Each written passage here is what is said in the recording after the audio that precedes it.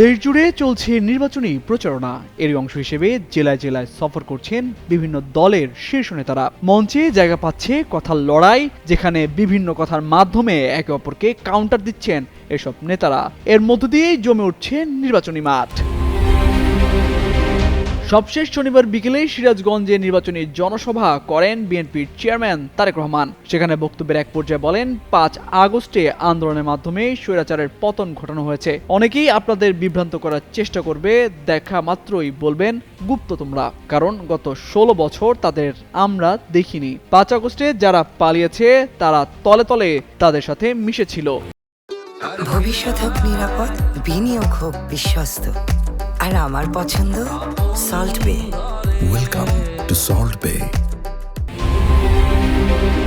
অন্যদিকে তারেক রহমানের এই বক্তব্যের জবাব দেন জামায়াতের আমির ডাক্তার শফিকুর রহমান। শনিবার ঢাকার কেরানীগঞ্জে আয়োজিত এক নির্বাচনী জনসভায় প্রধান অতিথি হিসেবে বক্তব্য রাখেন তিনি। সেখানে বলেন, যারা বছরের পর বছর আত্মগোপনে থেকে আজ মজলুমদের নিয়ে বিতর্কিত মন্তব্য করছেন, তাদের অন্যের দিকে আঙ্গুল তোলার আগে নিজের চেহারা আয়নায় দেখা উচিত। অতীতে কে কি করেছে তা নিয়ে অনেকে গুপ্ত সুপ্ত সহ আরো কত কিছু যে বলে তার কোনো সীমা নেই। যারা নিজেরাই বছরের পর বছর গুপ্ত হয়েছিলেন, তারা আজ মুসলিমদের নিয়ে এসব কথা বলছেন।